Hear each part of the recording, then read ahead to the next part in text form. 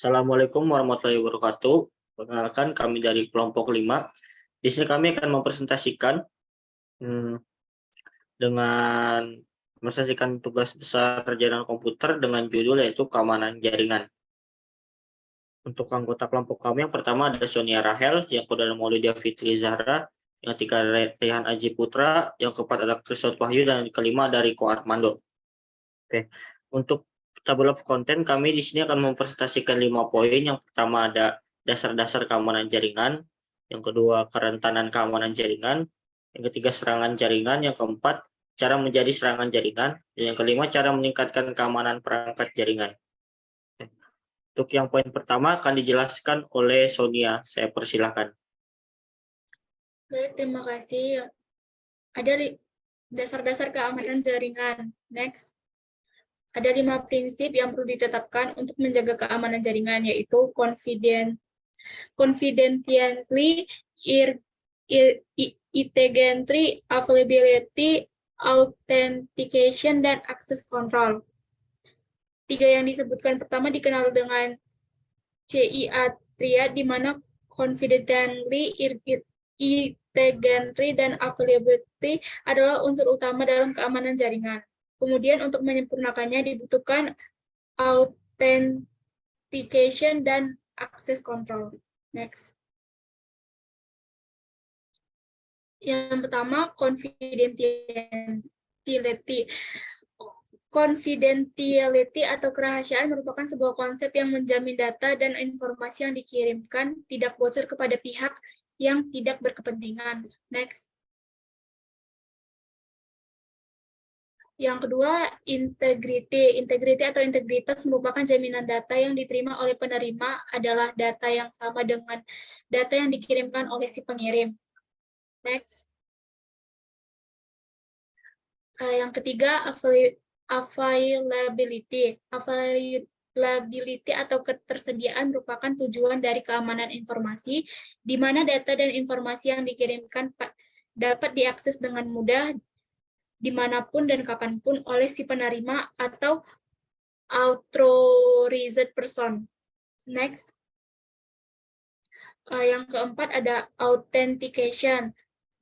Dengan autentikasi, sebuah sistem akan mengenali apakah pengakses data adalah orang yang memiliki hak akses atau tidak. Next. Yang terakhir, access control.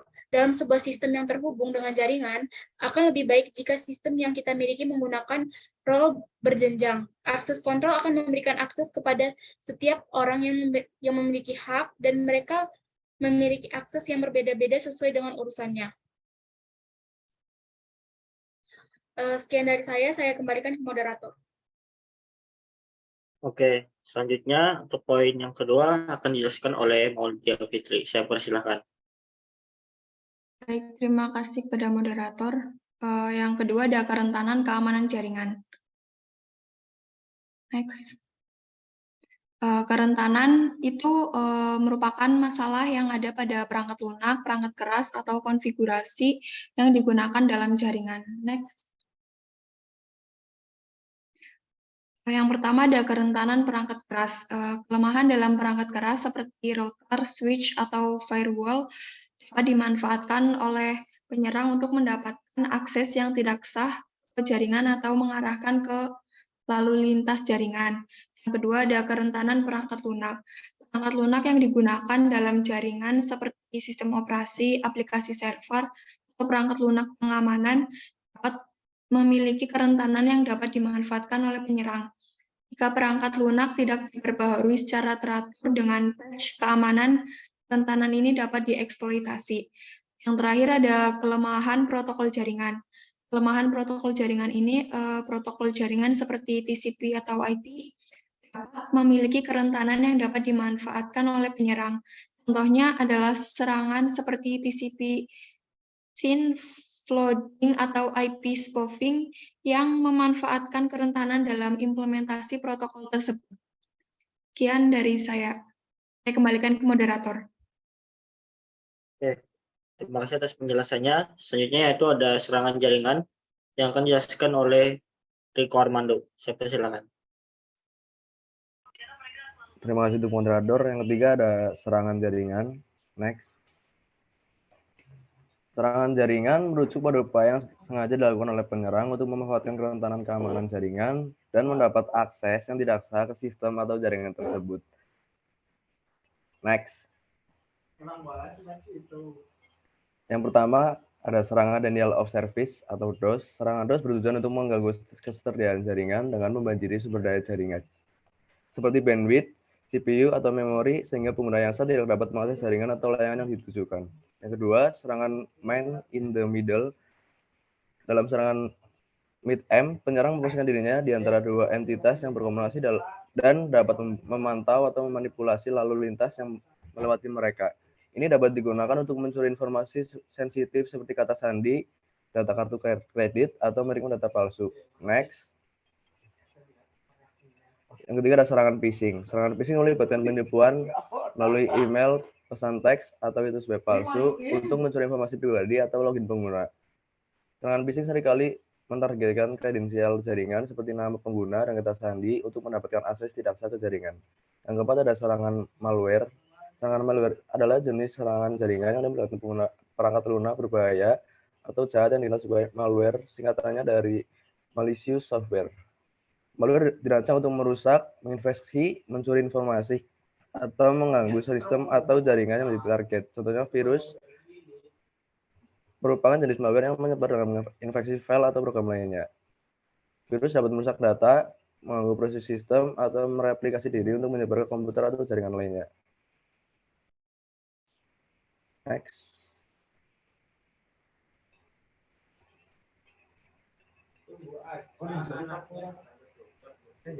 Oke, selanjutnya yang keempat ada cara mendeteksi serangan jaringan. Mendeteksi serangan jaringan adalah proses penting untuk menjaga keamanan jaringan dan mengidentifikasi aktivitas yang mencurigakan. Berikut adalah beberapa cara untuk mendeteksi jaringan. Yang pertama yaitu ada memonitor lalu lintas jaringan. Yang kedua ada analisis log dan keamanan. Yang ketiga ada deteksi intrusive host. Dan yang keempat adalah pemantauan perubahan konfigurasi. Selanjutnya ada analisis trafik dan pola, kemudian melakukan penilaian keamanan, selanjutnya berlangganan pembaruan keamanan, dan menggunakan sistem peringatan dini. Oke, selanjutnya yaitu poin yang kelima akan dijelaskan oleh Rehan Aji. Saya persilahkan. Oke, terima kasih pada moderator yang telah memberikan saya kesempatan untuk menjelaskan tentang cara meningkatkan keamanan perangkat jaringan. Next. Yang pertama ada memasang antivirus, yang kedua yaitu memperbarui sistem operasi OS secara berkala, yang ketiga yaitu menghindari transaksi online yang sembarangan, yang keempat yaitu menggunakan firewall, yang kelima sering membackup data penting, yang keenam menggunakan kombinasi password yang rumit, dan yang ketujuh yang terakhir adalah menggunakan enkripsi data. Terima kasih, saya kembalikan ke moderator. Oke, terima kasih. Sekalian presentasi dari kelompok kami. Jika ada salah kata kami mohon maaf. Assalamualaikum warahmatullahi wabarakatuh.